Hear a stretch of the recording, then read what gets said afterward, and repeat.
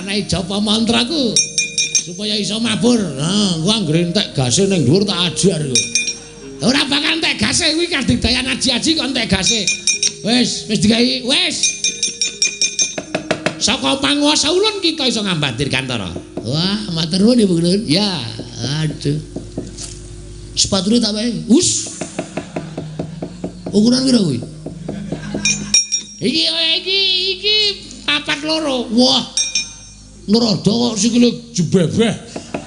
Agi aku mung 36 kok. Kowe papat loro. Wah, wis kana gek mangkat minggat ana ngomong wae ra. Wis wis aku ki bingung musuh kowe. Iki carane mabur kepiye? Angger kowe iki terus pangesti atimu kowe iki jejak Pratala. Del mesti munggah ngawiyat. Oh, siap.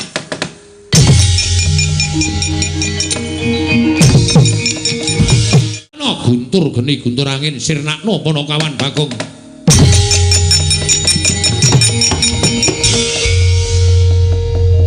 Kok sampean kok metu oncore?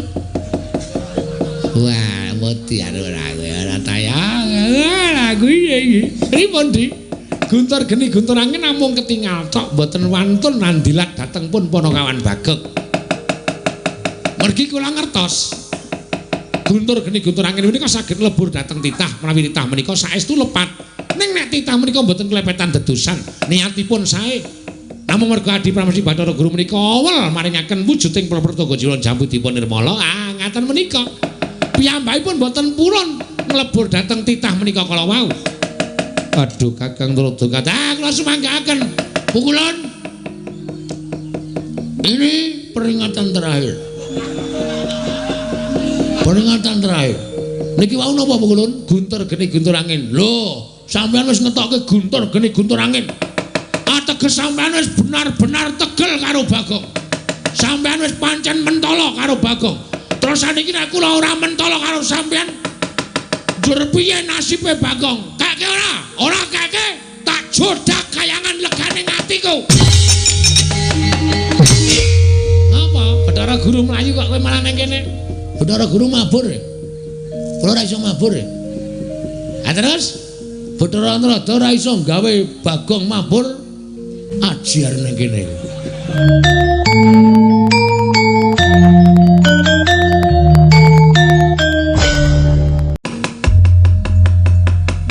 Bagong nun sing gedhe pangapura kita winih perlemer tangga jiwa winih jambu dipa nirmala kuwi mboya kena digawa marang Marcapada. Mula kita balya matur kalawan Kakang Ismaya yen tapa kang dadi panjaluke Kakang Semar ulun ora nayogyani. Pripun niku maksude? Ora nayogyani pripun? Sampeyan ora maringake? Ya. Cetane kaya mengkono. Yen to winih pelemper tangga jiwulan winih jambu dipa nirmala ora bakal prapteng ana ing Marcapada. Mula kang sangka kuwi Bagong kita balya kita aja pisan-pisan wani gawe geger ning kayuwangan mundhak ulun ingkang ndhawuhake pidana kelawan jeneng kita Panakawan Bagong. Ing Jaja muntap ler kinetap duka yayasinipe netra kocak ngundarandir. Koperdamse. Iki basa apa ta iki? Iki londo nesu ngene iki. Dadi aja dipenging. Kula wis matur lho kula. Nek sampean wani nggondeli winih pelem gadung ora tayah. Anu winih pelem pertangga jiwa kalau winih jambu dipa nirmala. Bagong iso nek kana suteng kayangan. Monggo kula wis kebacut sago karo bapakne nganti kula bali ora entuk gawe. Wirang bebarang. Mau ditaruh mana muka Bagong? Nek nganti aku bali ora gawa pelem pertangga jiwa jambu dipa nirmala. Ming winih lho pukulun ming rong winih mawon kula betane wangsul sampean ampun pelit-pelit. Dadi dewa kok pelit. Ming dijaluki titahe kok ora entuk mong sing jaluki kakangne dhewe. Hah? Kakang Trada, wis monggo kula mboten melu-melu. Kula mboten tumut-tumut, melu-melu agajune tenan. Aku wis ngene iki tenan aku ora apa-apa tak pangan kabeh. Anggere muni nesu ngenten iki kula nyemelangi lho Bu Kulon. Tenan kula mboten bae-bae. Nek sampean mboten maringake pelemper tangga jiwa jambu dipunwala wujude wine, aja takon dosa. Bagong ngamuk teng mriki obrak-abrik kayangan Suralaya leganing atiku.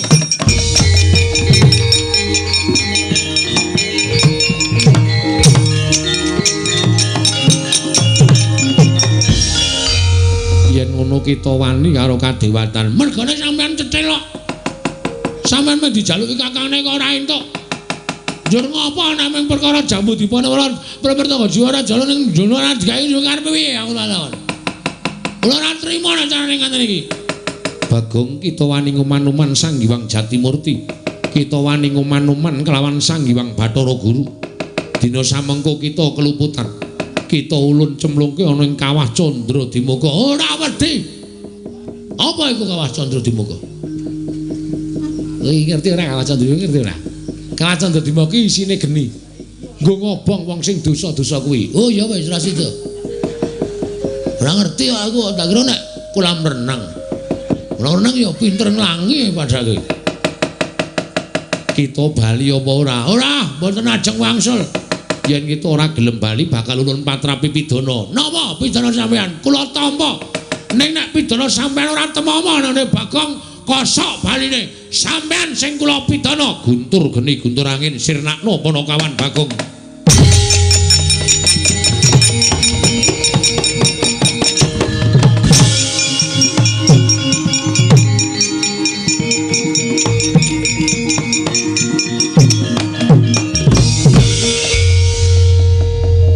Kok sampean kok metu oncore?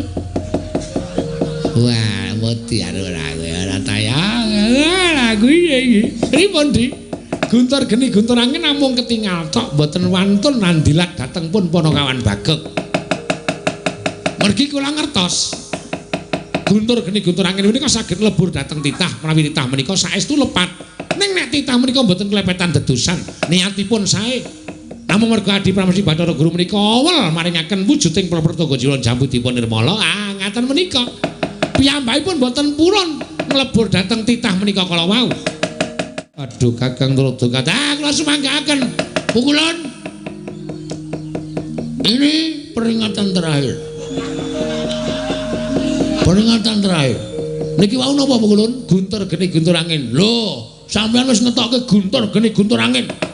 Ateges sampeyan wis benar-benar tegel karo Bagong. Sampeyan wis pancen mentala karo Bagong. Terus saniki nek kula ora mentala karo sampeyan, jur piye nasibe Bagong? Kake ora? Ora kake, tak jodak kayangan legane atiku.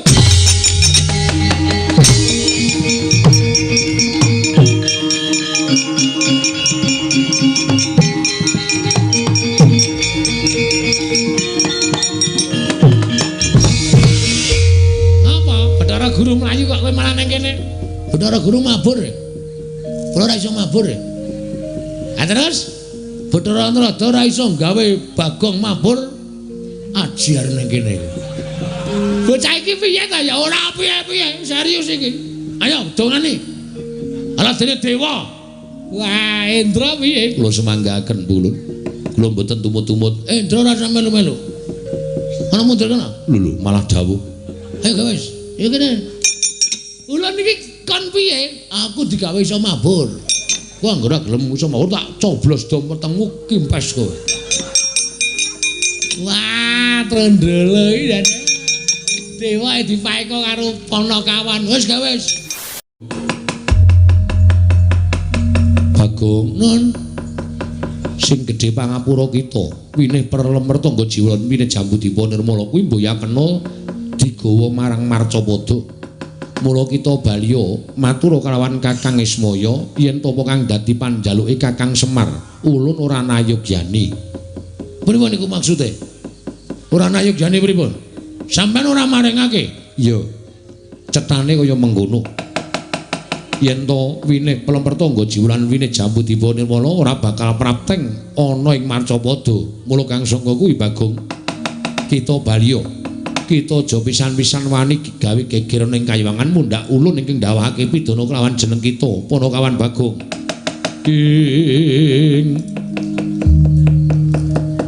Jojo muntap lir kinetap duka yaya sinipe netra kocak ngundarandir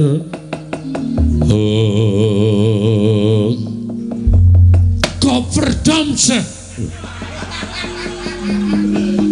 iki bahasa apa saiki iki londo nesu ngene iki dadi aja dipenging kula wis matur to kula nek sampean wani gondeli wineh pelem gadung ora tayah anu wineh pelem pertangga jiwa kalau wineh jambu dipun nirmala Bagong iso nek kana suteng kayangan monggo kula wis kebacut sago karo bapane nganti kula bali ora entuk gawe wirang bebarang mau ditaruh mana muka Bagong nek nganti aku bali ora gawa pelem pertangga jiwa jambu dipun nirmala ming wineh lho pukulun ming rong wineh mawon kula betane wangsul sampean ampun pelit-pelit dadi dewa kok pelit ming dijaluki titahe kok ora entuk mong sing jaluki kakangne dhewe hah Kakang Trada wis monggo kula mboten melu-melu kula mboten tumut-tumut melu-melu agajune tenan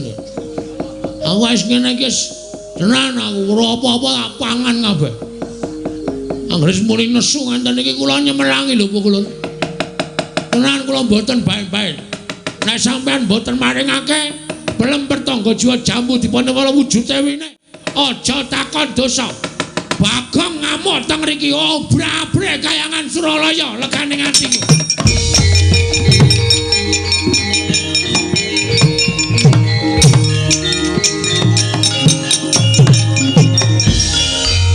yen ngono kita wani karo kadewatan mergane sampean cecelok sampean mung dijaluki kakangne kok ora entuk njur ngopo nek mung perkara jambu dipun ora pertangga jiwa ora jalan ning jono ora digawe yo karepe piye aku takon kula ora trima nek carane ngaten iki Bagong kita wani nguman-uman Sang Hyang Jatimurti kita wani nguman-uman kelawan Sang Hyang Bathara Guru dina samengko kita keluputan kita ulun cemplungke ana ing kawah Candra Dimuka ora wedi apa iku kawah Candra Dimuka ngerti ora kawah Candra ngerti ora kawah Candra Dimuka isine geni nggo ngobong wong sing dosa-dosa kuwi oh ya wis ra sida ora ngerti aku tak kira nek kolam renang ya pinter nglangi padake kita bali apa ora mboten ajeng wangsul yen kita ora gelem bali bakal ulun patrapi pidana napa pidana sampean kula tampa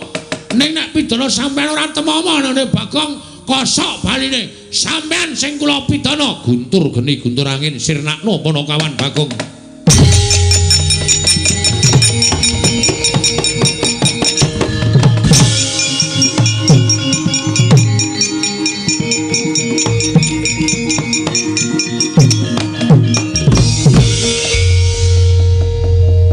sampean kok metu oncore wah mati ora tayang lagu iki pripun Dik guntur geni guntur angin namung ketingal tok mboten wantun nandilat dateng pun Panakawan Bagong mergi kula ngertos guntur geni guntur angin menika saged lebur dateng titah menawi titah menika saestu lepat ning nek titah menika mboten klepetan dedosan niatipun sae namung mergo Adi Pramesti Bathara Guru menika awal maringaken wujuding pertangga jiwa jambu dipun nirmala ngaten menika piyambakipun boten purun nglebur dhateng titah menika kala wau aduh Kakang Trada kata kula sumanggaken pukulan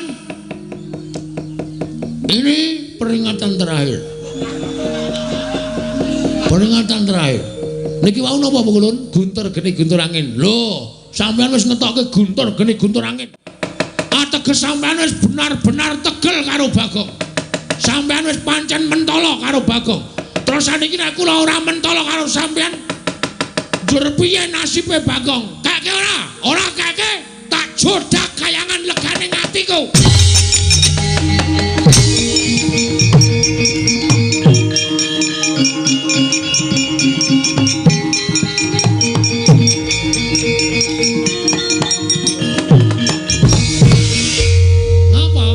Guru Melayu kok kowe malah nang kene. Bathara Guru mabur. Kula ora iso mabur.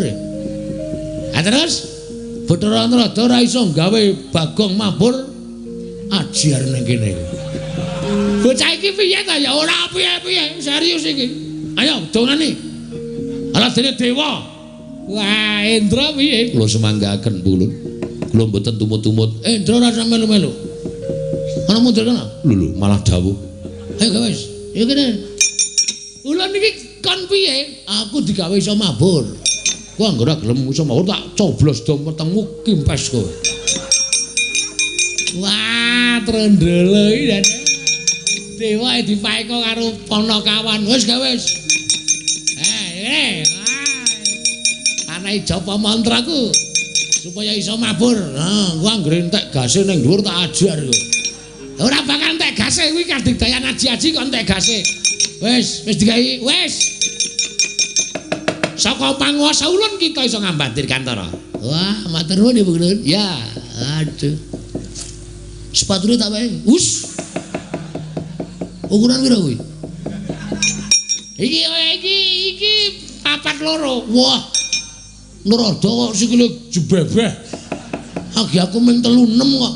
Kowe papat loro. Wah, wis kono gek mangkat minggat ana ngomong wae ra. Wis gawe aku ki bingung musuh kowe. Iki carane mabur kepiye?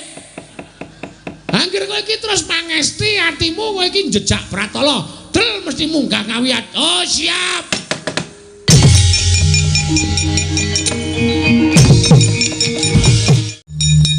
Apa bener kowe ngoyak-oyak Bathara Guru? Heeh. Lho, ora basa. Anu nggih. Sebabe apa? Mulang matematika urung rampung wis tinggal lunga. Sapa? Aja edan, aja ngawur. Bathara Guru wis sesembahaning para titah. Bagong. Ayo dilereni nggonmu moto-moto Sang Hyang Jagatnata. Nuwun sewu, Ndara. Nek Bathara Guru niku maringake winih pelemper tangga jiwa jambu dipanirmala mongko sik njaluk Bapak. Niku kula ora apa-apa, kula ora arep mamoning Bapak wis paring dawuh karo Bagong. Nek Bathara Guru ora menehake sakarepmu Purbawasesa pasrahke karo kowe. Ah, niki kula menggunakan hak wasesa saya. Purbawasesa kula mula kula nggunakake cara supaya Bathara Guru gelem maringi pelemper tangga jiwa jambu dipanirmala. Terus kowe saiki tak dawuhi supaya leren. Ora iso. Sire ora iso karepmu piye? Tetep kula ngoyak Bathara Guru. Bagong, Nun. Aku sapa? Lho. Karo awake dhewe kok lali iki piye? Mbok priksa. Priksa ndasmu. Wah, Bendara kurang ajar. Lah wong karo awake dhewe kok aku sapa? Lah ya aku jenenge wis lupa ingatan. Lupa. Wong edan ora kena dijak guneman sing apik-apik. Wose kowe gelem mendho apa ora? Mboten. Wose kowe gelem leren apa ora? Mboten. Bagong, Nun.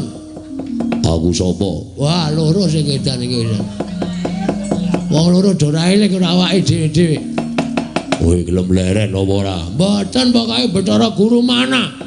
Bathara Guru pundi? Kula ajeng kepengin njaluk pelemper tangga jiwa jambu dipanirmala. Nek ora gelem leren gak idak mutar. Lho.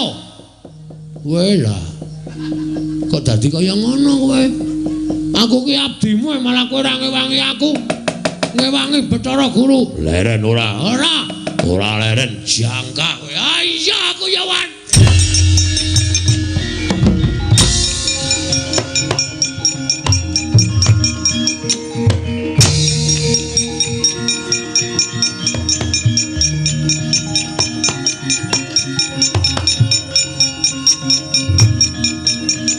Utus. Wah, nek kena modar tenan aku. Pecah sirahe mbok yakin iso. Iki nek ra mulih nek bapak tak pasrahke bapak ya jawani ro bapak apa piye masaku.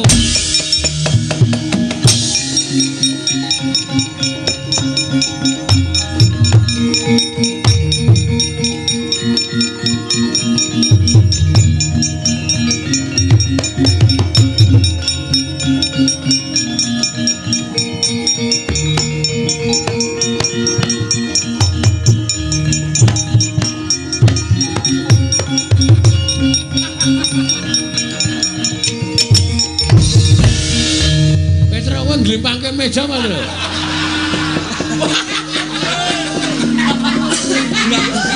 Ora. Aku soalnya sing glodak ki ngomong apa? Wah, nang omah kon jaga omah mah glimpang-glimpangke meja. Wah, antil bodar. Penyakit ratanan. Ya ora apa-apa dinggo gayang isu-isukan jatro. Ah iya. Men ora teko kekes banget. Bagong wis bali. Sampun, Pak. Endi winine? Wine dele wae. Lah aku rak kongonan kowe tak kon njaluk winih pelemper tangga jiwa jambu dipa nirmala. Endi? Entuk gawe apa ora? Pak. Bathara Guru cetil. Bathara Guru pelit. Tak jaluki pelemper tangga jiwa jambu dipa sing wujud winih. Aku wis matur nek sing butuhke Babe Semar. Ning Bathara Guru ora maringake, malah aku ditibani anu Pak apa kembang api. Hus. Kembang api anu guntur geni guntur angin. Pletik-pletik ngono. Kowe lara, walah pengecune bapak aku canggleleng ya, Pak. Dadi tibani kok ngono kuwi ora pasah. Ya syukur-syukur. Terus Bathara Guru tak oyak. Bathara Guru mlayu mabur. Iku sik. Lah apa kowe iso mabur? Aku njaluk aji-aji Bathara Antrada. Wah, jan bocah kok glidike ra jaman-jaman wae. Bathara Antrada jaluki aji-aji. Kei ra kei antil. Wah. Canggleleng e. Terus dikai terus aku iso mabur. Ning ki mau tak jajal wis ra iso. Wis entek gase. Heeh, tikate gosong ya. Wis ra iso mabur meneh. Terus Bathara Guru prapta ning negara Ngamarta, Pak. Aku dipethokke Ndara Jana karo Ndara Werkudara. Terus Ndara Werkudara menging aku ngoyak Bathara Guru aku nesu. Kono ya nesu aku didak aku endo. Lah terus engko takono wonge dhewe engko wonge tekan kene, Pak.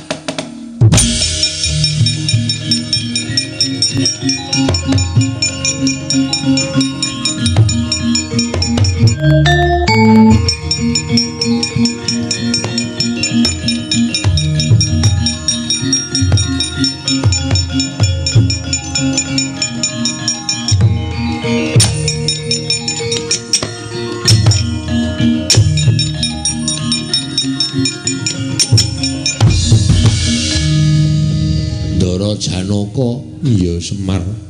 Ndara Werkudara ya. Kok do mlajar-mlajar ngoyak sinten? Ngoyak sapa? Do ora wani omong. Do wedi lho Bapak. Kula niku takon kok do meneng mawon, do ngoyak sinten? Ngoyak Bagong. Terus anak kula. Iya. Ajeng dinapake? Gajul dase. Kandhani ngeyel kono ora ngoyak-oyak Bathara Guru kok ngeyel. Jadi Bagong, kene pasrahno awak bandinge ambiar. Lho Gong sing wani omongan Ndara Werkudara. Karene nek wani. Lho. Ambane aku rono kadohan kowe rene. Wah, ae menungsane. Areng apa? Rene, kowe sing rene. Wah, kowe rene, tandangi. Wah, Kamas sampun. Sampun. Kowe iki mbok ora cerewet ngapa to? Nek kowe doyak tenan modar tenan kowe, Bapak ngalang-alangi, Rasudi. Oh, semer sepatu. Kula sing kokonan Bagong. Pancen niat kula njajal kali Manik Maya. Niki wit seka dadi wujud Semar nganti tekan seprene meniki durung tau ngrasake sithik mawon kanikmataning Suralaya. Lah kok kula niat pengin njaluk winih mawon lho. Ajeng kinarya srana anggen kula bangun karang kadempel kok Bathara Guru malah ora ngentukke malah mentala karo Bagong niku sampean nek iso menggalih sakniki mang petung sing bener kula napa Bathara Guru? Pancen cah siji nika nek kalih kula Sri Anaten. Guru niku nek kalih kula pancen ora duwe rasa tresna. Sing ana gething kebul sengit. Mula pendak-pendak kula duwe gawe kula duwe gegayuhan mesti Bathara Guru niku mesti ngrepoti laku kula. ngopo Gong beker-beker ku. Aku Kang Supan Munyo to. Wah. Kang Supan Munyo ya sak karepmu. Kang Supan apa-apa sak karepmu ora. Ora ana apa-apa kok mere.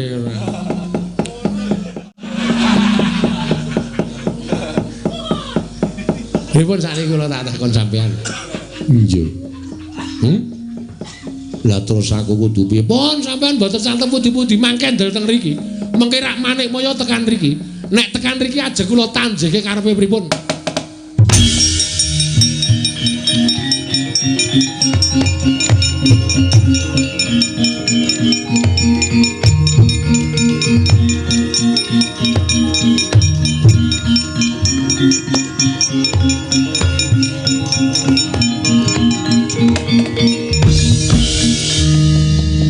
Saiki rasa caturan karo Bagong, caturan karo Semar. Coba aku ngelongi kayamu apa? Aku ngelongi derajatmu apa? Ming tak jaluki winih loro til siji wae ora tok wenehke malah kowe arep mentol karo Bagong. Saiki sirmu piye karepmu piye? Aja ro bocah tuwek do tuwek. Ayo. Wah, bapak nek ngene iki medeni. Jiwae ditantang karo bapakku. Aku nek wis nang omah ya medeni bojo kowe tak tantang. Awon bojomu kok wah bojoku ki traing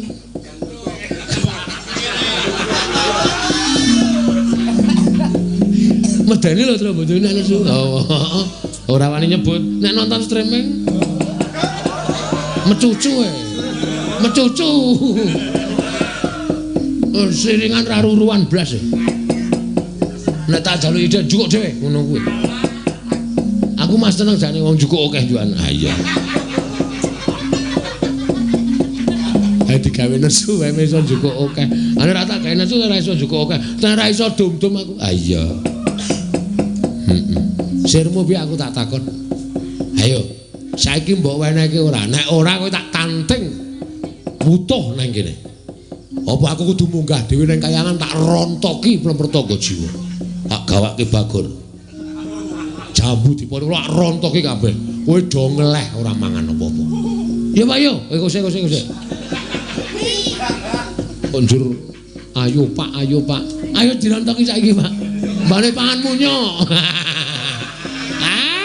Is. Beco ini ana wong gawe bahan senengane ngono kuwi lho aku ora seneng aku. Nun ngapunten iki gedange kula pangan mboten apa-apa biasane pangan munyuk ngono to. Terus pojok wetan.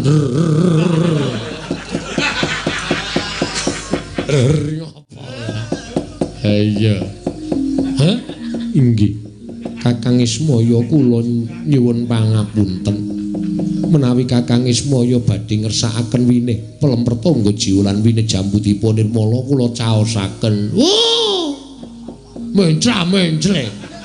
Mau dek aku nembung ra dikeke barang Semar sing ayo saiki piye tak tanteng putuh kowe ngejak apa?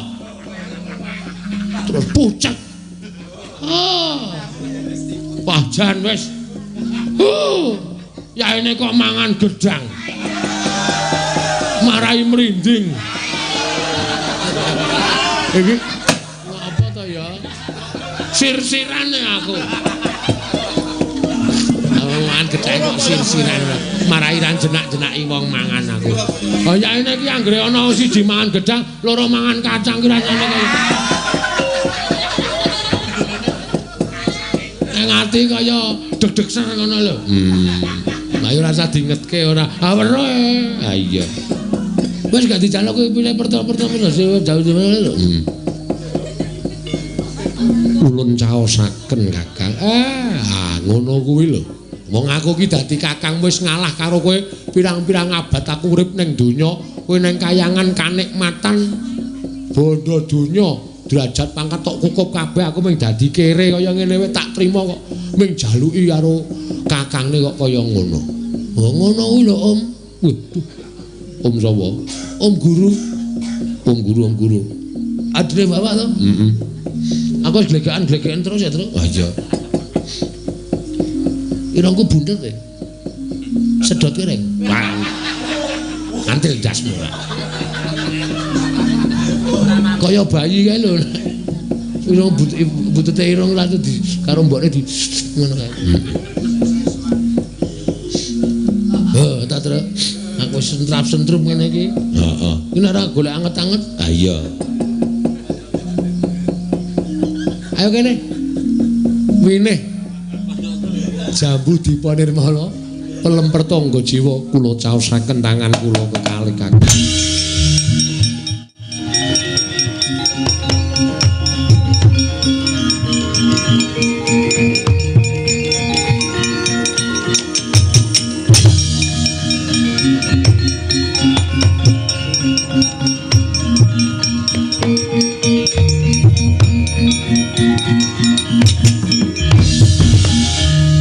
Ribut iki bentuke kaya ngapa to, Pak? Ora entuk. Kowe ora wenang nyawang wine jambu dipa nirmala, wine pelemper tangga jiwa. Ndelika, ndeloki kok ndelika. Mbok ndeloki. Ush.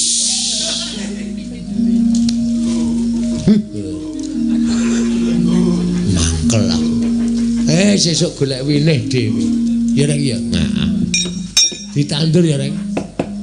Ngene wae Reng. Kowe iki sirahmu kok ana lendut tak tandurane winih. Bajingan. Aku nganti jengkel lho rasane omong wae gek ming waton ngawur le omong. Lah nek ora ngono aku lek dicintai iki mergo kuwi lho. Ha iya. Kowe lah. Sinuwun Dewarawati. Iya, Bagong. Iya. Wilujeng Den. Sampeyan nggih betake wine? Ora. Mengar takon karo bapakmu. Mang takoni sing angel, men ra iso jawab. Bijine 0, Bapak. Pripun to? Kakang Semar nedya mbangun apa? Karang Kadempel niki ming supaya mecut rasaning para kawula sak Karang Kadempel gelem supaya bebodro rumiyin.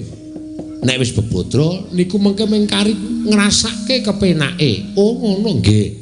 Ya, Kakang Semar muga-muga kabeh mau dadi sarana pamecut tumraping para kawula sak Karang Kadempel enggal gumregah supaya papan kene bisa tambah reja, tambah endah lan setemah bisa ngrawake para piyayi-piyayi saka mancanegara. Monggo dipun wiwiti kanthi ucap bismillah mugi saged kalaksanan, Ndara.